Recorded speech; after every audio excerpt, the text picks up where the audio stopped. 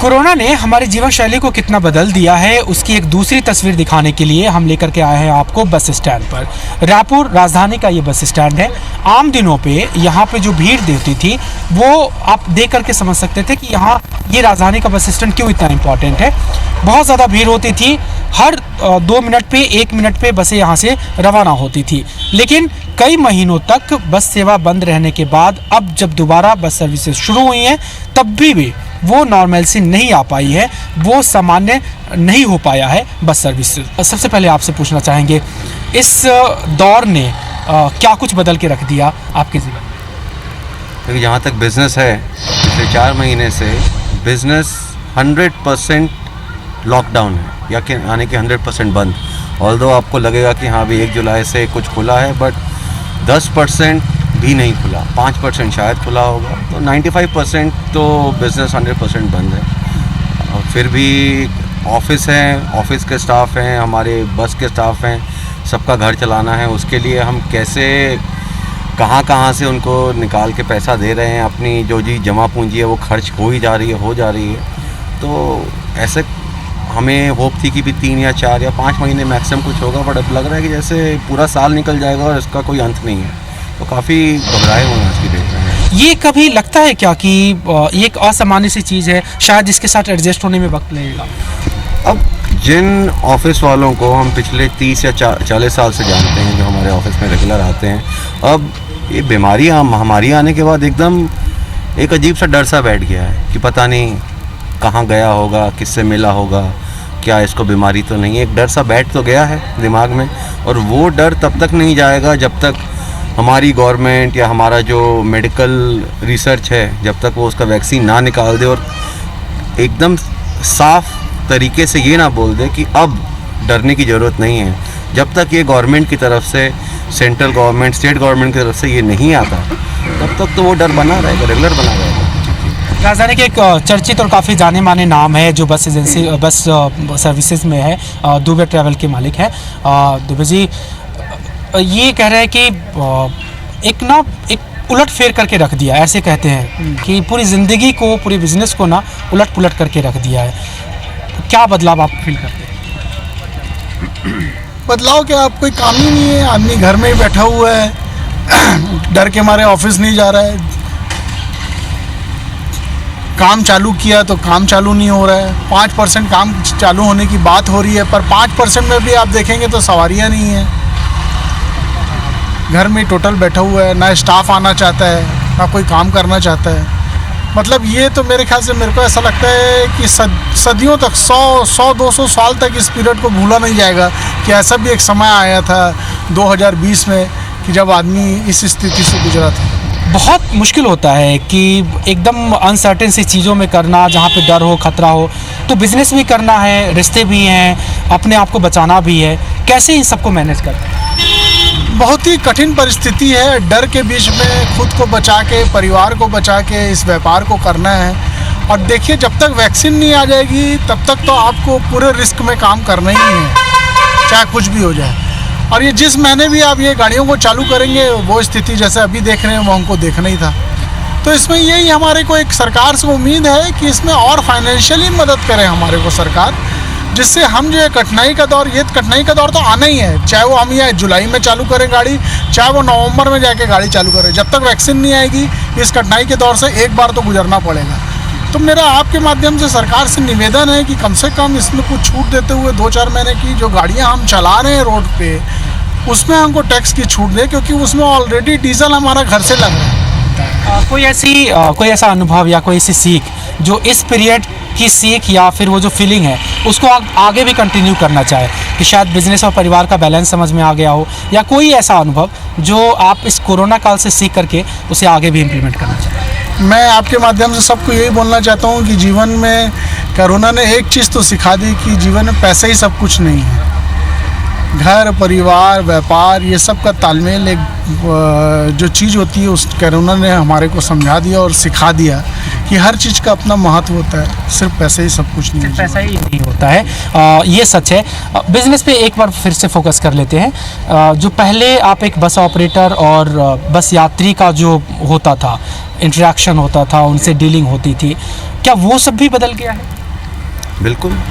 जहाँ तक जो हम अभी देख रहे हैं, जो 5% गाड़ियाँ जो चालू हुई हैं, पहले जो इतने आपके सामने ऑफिसेज इतने खुले हुए हैं, अब कोई ऑफिस में जाना नहीं चाहता। सब चाहते हैं कि सब घर बैठे बैठे ऑनलाइन पेमेंट हो जाए, पेटीएम हो जाए, कुछ भी हो जाए। घर अगर आप गाड़ी के अंदर कोई बैठा है, एक बात आई थी सोशल डिस्टेंसिंग फॉलो होगा कि नहीं होगा, चाहे हम चाहे या ना चाहें। अभी वैसे भी 35% से ज़्यादा सवारी तो आ ही नहीं रही है और लोग एक दूसरे के साथ बैठने में भी कतरा रहे हैं। शहर में बहुत ज़्यादा जो हमारे पैसेंजर्स जो हैं, उनके दिमाग में बहुत बैठा हुआ है कि आजू बाजू कोई होना नहीं चाहिए। तो एक जैसे मैंने पहले भी बोला कि एक दूसरे से आदमी से जो डर, जो अजीब सा एक डर बैठ गया, वो तो उनके दिमाग में है ही। बिल्कुल ये स्पष्ट बदलाव आया है और वो बदलाव दिखता भी है जब अभी हम चलेंगे बस में और देखेंगे कि किस तरह से उसकी कैपेसिटी जितनी रहती है उसका 20% या 30% होता है और उनका भी कैसा रिएक्शन होता है, जो ट्रैवल कर रहे हैं वो भी, और जो सवारी ले जाते हैं कंडक्टर, जो ड्राइवर है, उनकी भी क्या सोच होती है इस पर, वो सब भी बात करेंगे। आप कहीं जा रहे हैं तो अभी इस पीरियड में ट्रैवल करना और पहले जब ट्रैवल करती रहेंगी, वो दोनों में कितना फ़र्क आया है? क्या क्या प्रिकॉशन आप रखती होंगी? एक्चुअली बहुत ज़्यादा डिफ़िकल्टी होती है क्योंकि यहाँ पर मैं 4 घंटे पहले से आई हुई हूँ और अभी तक बस जा नहीं रही है और उसके बाद हमेशा एक टेंशन रहता है कि कोई आजू बाजू में बैठे तो कहीं उसको कोरोना ना हो। और यहाँ पर भी ऐसा है कि ट्रैवलिंग करते टाइम भी बहुत ज़्यादा प्रॉब्लम हो जाती है। अभी ऐसा सीन हो गया है कि अगर बहुत ज़्यादा ज़रूरत होती है जब तभी कहीं निकलना होता है, नहीं तो पहले ऐसा था कि थोड़ी बहुत भी ज़रूरत होगी तो घर चले जाओ, यहाँ चले जाओ, लेकिन अभी वैसा नहीं है। अभी सीन ये होता है कि बहुत बार ऐसा हो जाता है कि बहुत ज़्यादा इंपॉर्टेंट हो जाता है जाना, तभी निकलना पॉसिबल हो। और मैं जब भी कहीं पर जाती हूँ सबसे पहले सैनिटाइज़ करना पड़ता है सीट्स को, हमेशा डर डर के रहना पड़ता है कि कब कहाँ क्या छू लिए, तो हर चीज़ का डर रहता ही है वो तो। ये देखिए, बस की जितनी कैपेसिटी होती है शायद वो बहुत कम है, बहुत कम लोग हैं और इनकी कैपेसिटी भी जो बताते हैं कि जितनी कैपेसिटी होती है वो शायद कम हो। और जो ट्रैवल कर रहे हैं, आप तो पहले भी बस से जाती रही होंगी, कितना बदल गया है अब और पहले का?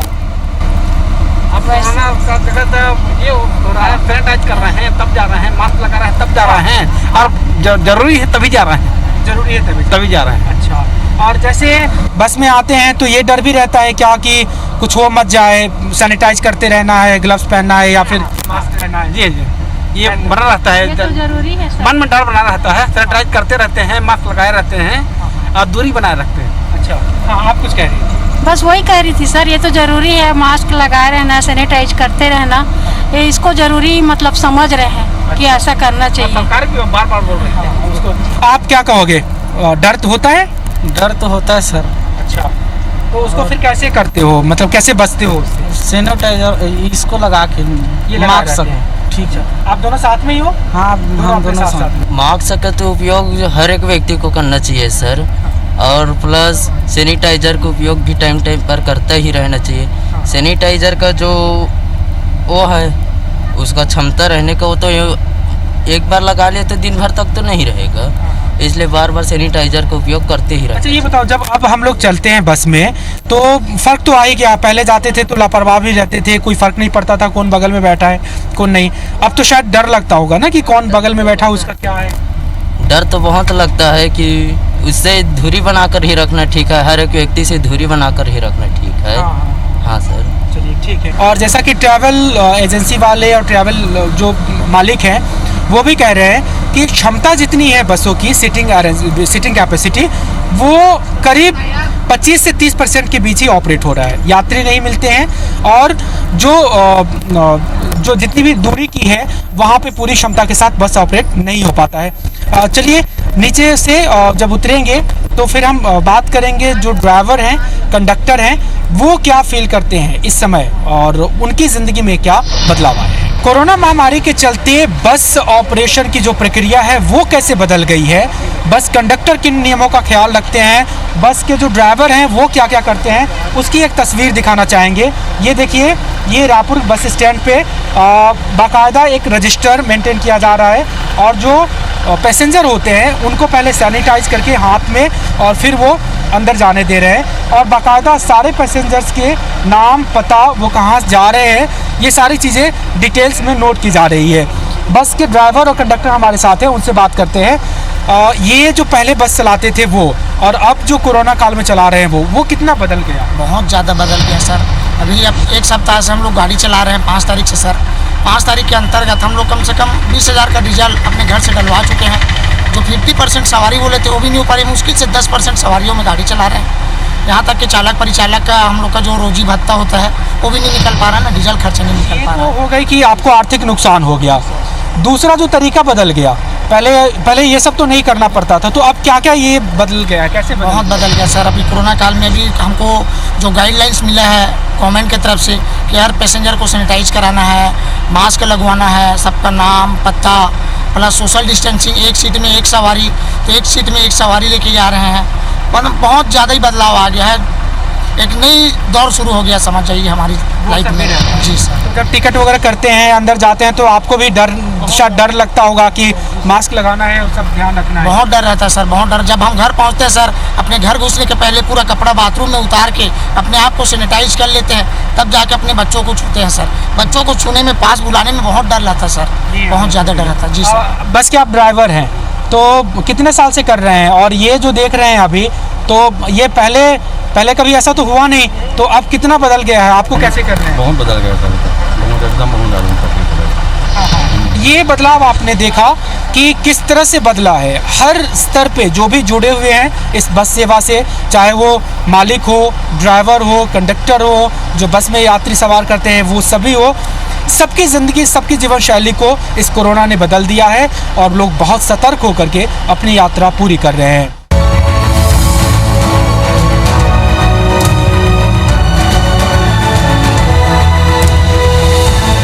कोरोना महामारी ने लोगों की आस्था को भी बदल कर रख दिया है। मंदिर जाने का तरीका, तौर तरीका और जो प्रक्रिया थी वो भी बदल के रह गई है। मौजूद हूँ यहाँ पे रायपुर के सबसे पुराने और प्रसिद्ध मंदिर महादेवी महामाया मंदिर में, और यहाँ पे किस तरह का बदलाव आया है इस बीमारी के चलते उसकी एक तस्वीर दिखाना चाहेंगे कि पहले पूजा करना, भक्तों का आना, माता का दर्शन करना किस तरह से सरल था और किस तरह से विधि विधान के अनुरूप होता था, लेकिन वो सारी चीज़ें अब बदल गई है। भक्त की जो आस्था है वो तो वही है, लेकिन शायद तरीका बदल गया है पूजा करने का। कुछ भक्त हमारे साथ हैं जो मंदिर दर्शन करने आए थे, उनसे बात करते हैं। इस बीमारी ने कितना बदल दिया आपकी आस्था को या फिर मंदिर आने के तरीके? पहले फूल माला वगैरह, नारियल वगैरह सब पूरा प्रसाद लेके आते थे, लेकिन अभी क्या बोलते हैं, इधर कोरोना वायरस के चलते सब चीज़ मतलब चेंज हो गया है। हम लोग देख रहे हैं कि भीड़ भी कम है। हाँ। जो पहले लोग आते थे वो भी शायद उतने नहीं। हाँ, अभी तो पूरा भीड़ पूरा कम है। सब पहले से मतलब भक्त भी आना कम हो गए हैं, है ना। और आते हैं तो सब अपना मतलब सेफ्टी से आते हैं, मास्क लगाना, सैनिटाइज़र वगैरह करना, ये सब मंदिर परिसर में उपलब्ध है अभी।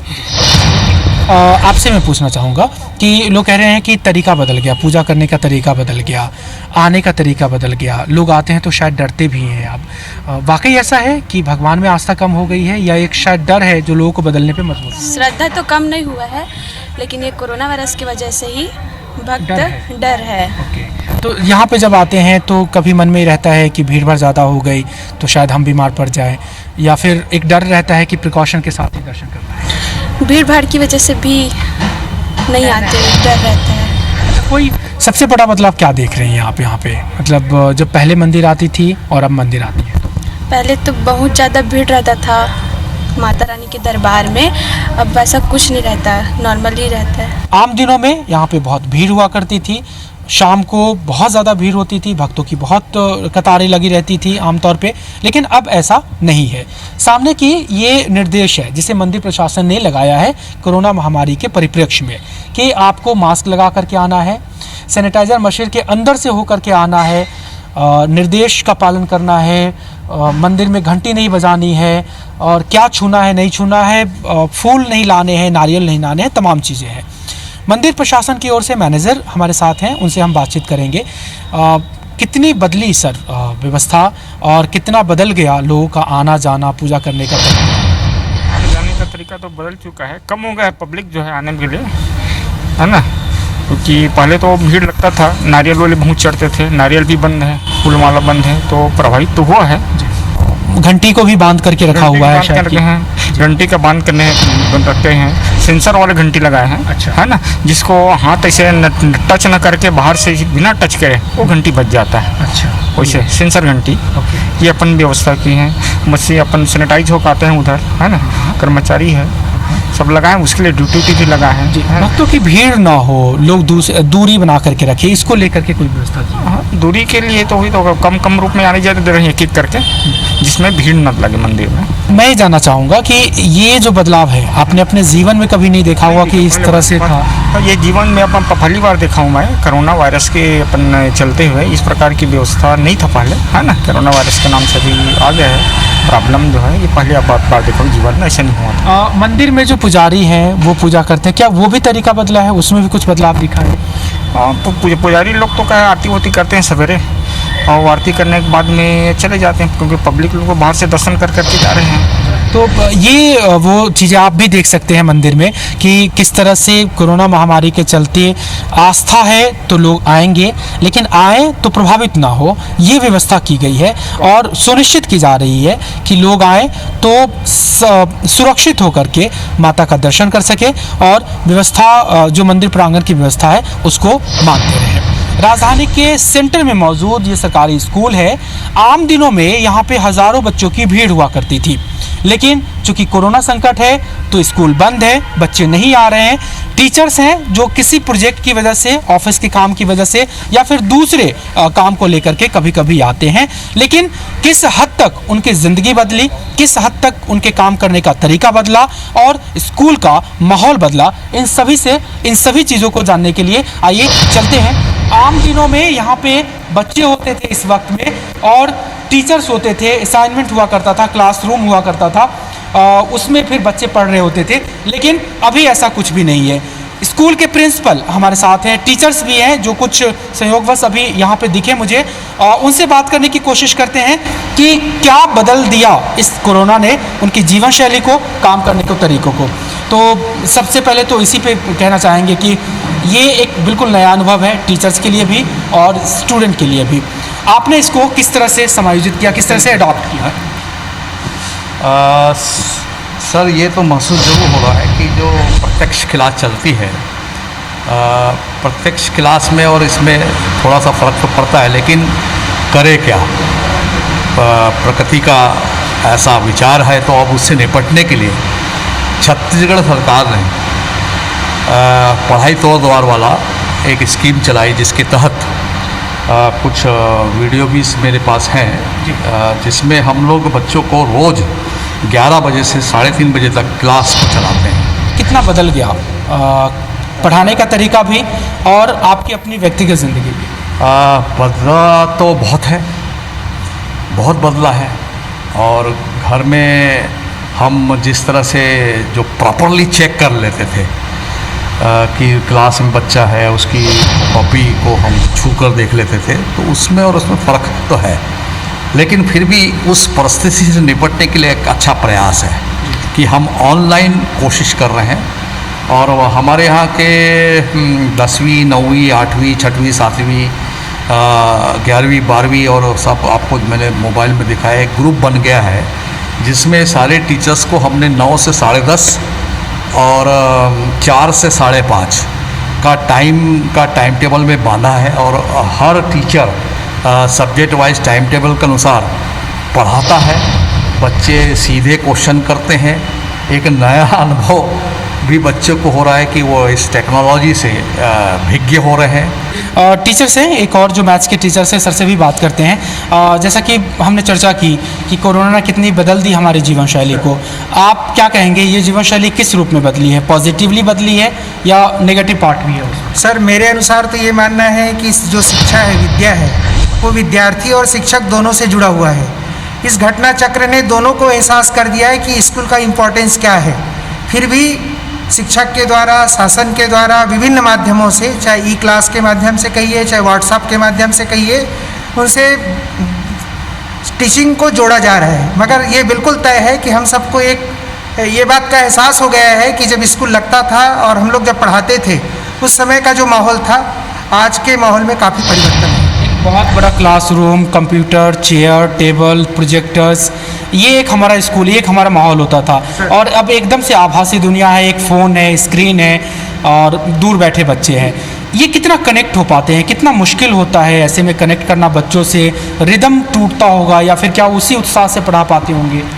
सर, जहाँ तक मैं अपना ओपिनियन सीधे शब्दों में कहना चाहूँगा, सरकारी स्कूलों में हम बच्चों को पढ़ाने का तो पूर्ण रूप से प्रयास करते हैं टाइम टेबल के आधार पे, लेकिन बच्चे जितना जुड़ पाना चाहिए, जिन बच्चों को मान लीजिए जो क्लास में 50 बच्चे रहते थे, आज हम देखते हैं कि वो 10-12 बच्चे जुड़ पाते हैं। उसके पीछे कई कारण हैं। एक तो टेक्नोलॉजी, मोबाइल, इंटरनेट, सर्वर, और ये भी एक कारण है। और हमें ऐसा कई बार ऐसा लगता है कि हम उन्हीं बच्चों को पढ़ा पा रहे हैं जो शायद एक लेवल के हैं, जो ग्राउंड लेवल के बच्चे हैं उनसे हम दूर हैं। तो मुझे लगता है कि अभी भी प्रयास करने की आवश्यकता है। फिर से एक सवाल कि बदलाव व्यक्तिगत और प्रोफेशनल दोनों में आए हैं, दोनों को किस तरह से देखते हैं? देखिए सर, अभी जो संकट है, महामारी है, वो एक्चुअल में समय की मांग है और जो है वो चुनौती है, इसको हमको स्वीकार करना है कि बच्चे स्कूल नहीं आएंगे और टीचर घर से पढ़ाएंगे। तो मेरे लिए खासकर मैं तो जैसे एक यूट्यूबर जो होता है वो वीडियो बनाता है और इतना प्रिपेयर होता है, एक एक वर्ड उसका, एक एक सेकंड, तो मेरे को तो बहुत मज़ा आ रहा है एज ए ऑनलाइन टीचिंग कराने में। मेरा एक एक शब्द उसमें जाया नहीं जाता है, 30 मिनट का जो रहता है।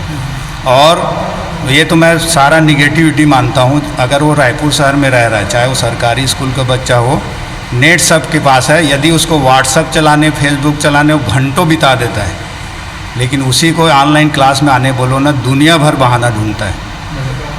मानता हूँ मैं 10% गरीब होगा, लेकिन तो ये मैं आपके बदलाव की बात करना चाहूँगा। तो आप इससे पहले एक टीचर थे, अब आप कह रहे हैं कि शायद आप यूट्यूबर हो गए। हाँ, और मेरे को बहुत अच्छा लग रहा है। मैं ये नहीं कह रहा हूँ कि महामारी अच्छा चीज़ है, लेकिन इसने वायु प्रदूषण को ठीक किया, जल प्रदूषण को ठीक किया, भारतीय जीवन शैली को उच्चतम पर पहुँचाया। कहीं ना कहीं दुनिया भाग रही थी, वो रुक गई है, थोड़ा सा ज़्यादा रुक गया है। अब मैं चाहता हूँ कि 15 अगस्त तक जो है स्कूल खुल जाए। ठीक है, ये कभी एहसास हुआ कि जो बच्चे क्लास में पढ़ते थे वो और जो अब व्हाट्सएप पे पढ़ते हैं वो, अब दोनों में कितना इम्पोर्टेंट है और कितनी इम्पोर्टेंस है चीज़ों की? मैं तो इसको टेक्नोलॉजी वाइज जो है प्रोग्रेस ही मानूंगा इसको। सिर्फ देखिए, मेरे हिसाब से आप पूरे समय घर में रह के स्टडी करके, जैसे डिस्टेंस एजुकेशन है, मैं ये सोचता हूँ कि बच्चों को स्कूल क्यों बुलाते हैं? मात्र सामाजिक होने के लिए।